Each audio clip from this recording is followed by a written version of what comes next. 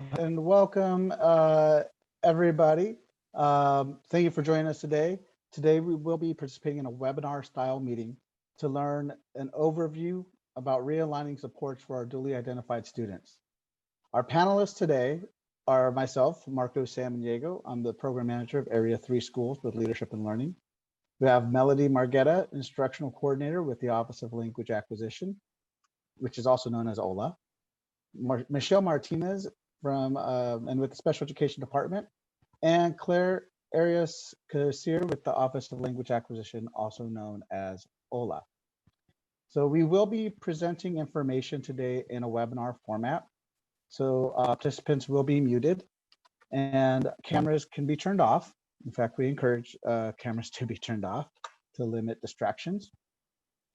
If you have any questions throughout this, please note we will have some stopping points for questions, and we are also encouraged to write them in the chat or to use your raise hand feature in Zoom, and we will either call on you or a panelist will address your question from the chat.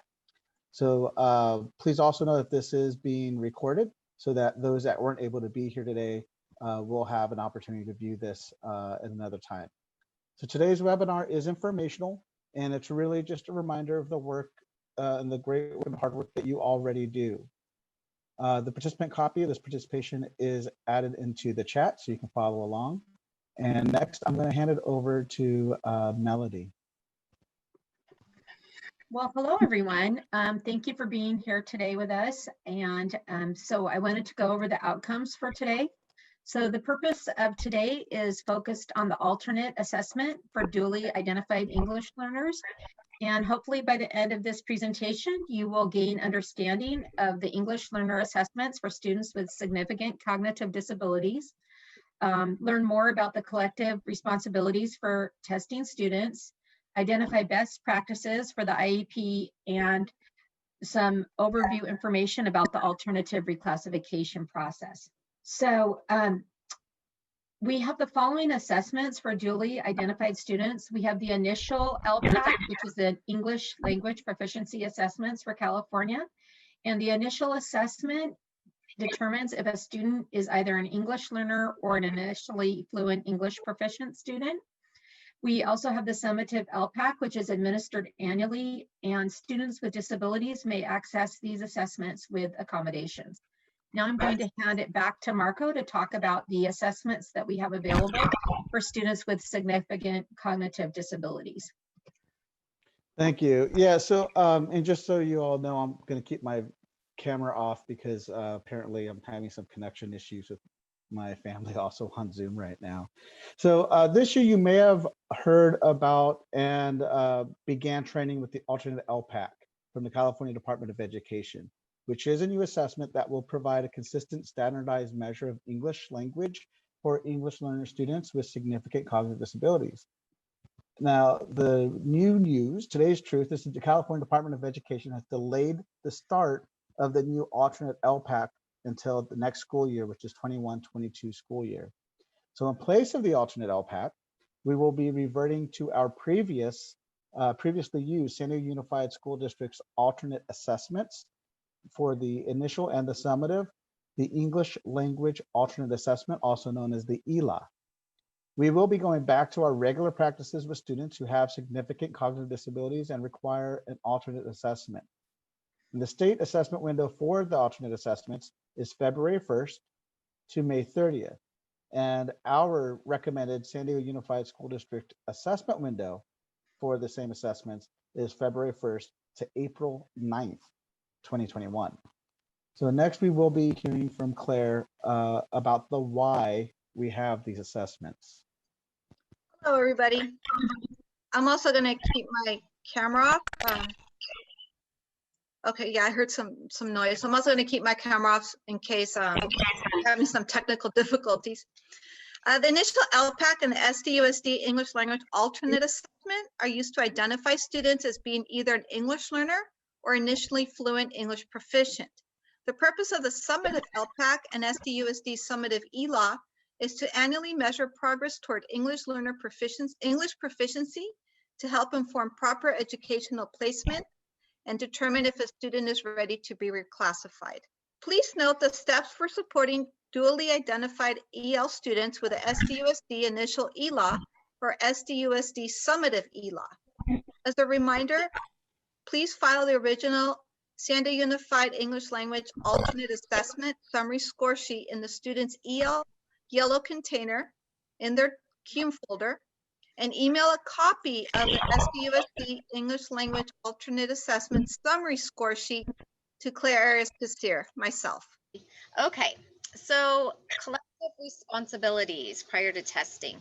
Multiple people have a role in the assessment, including the enrollment clerk, EL coordinator, case manager, testing coordinator, and potentially your site ELART, counselor, and/or psychologist.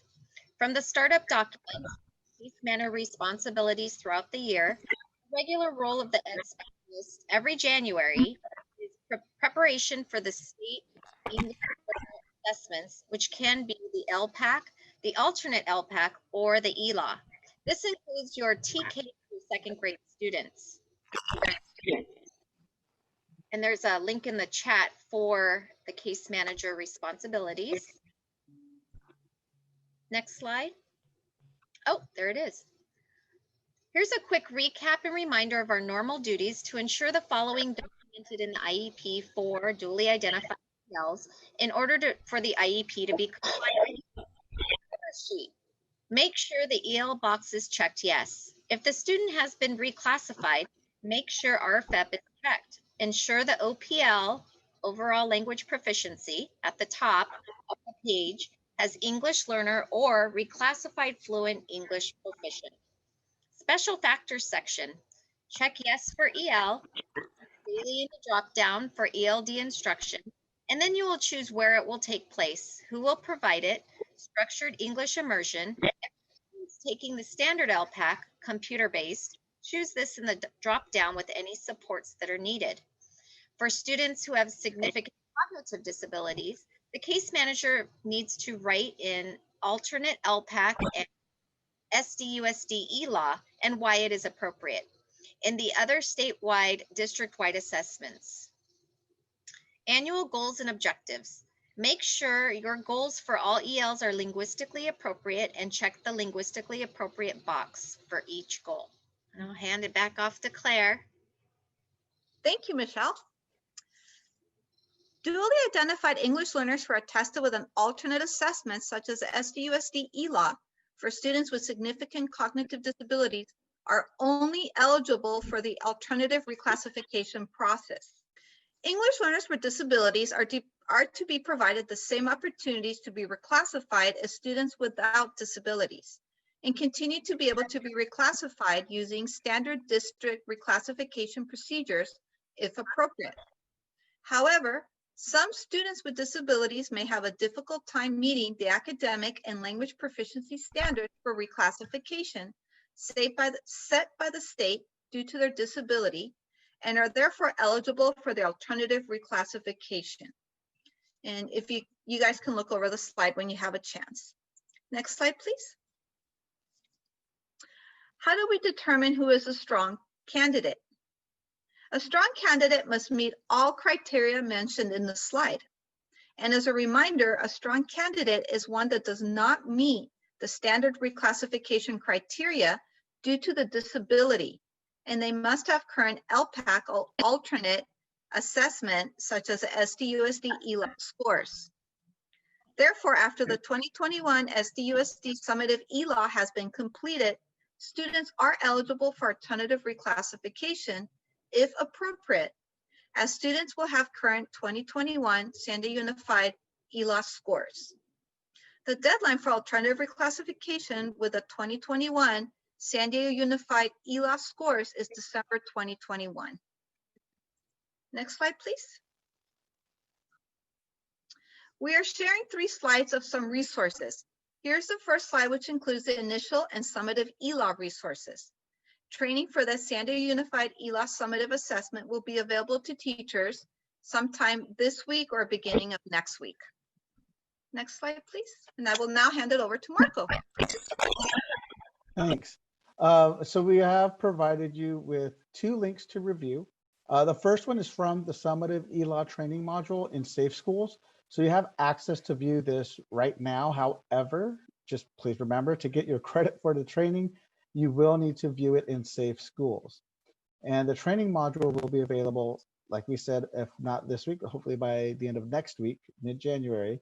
And the second link is referencing from the startup documents, which is already shared in the chat about the case manager responsibilities throughout the year. Thank you. This slide has resource links to the alternative reclassification process. We are also available to help you with questions, completing forms, and any other assistance you may need at our weekly educator hours for unique learners on Tuesdays at 2 p.m. I will now hand it over to Melody. Thank you. Here are all the contacts for all of our departments. You may email all of us when you're asking questions, because sometimes the questions overlap the various departments. And also at this time, I want to say thank you for attending, and I would like to open it up to questions. Well, it looks like we don't have any questions at this time, but feel free to email any of us or all of us. You have all of our emails there, or please feel free to come to our weekly educator hours on Tuesdays from 2 to 3. Thank you.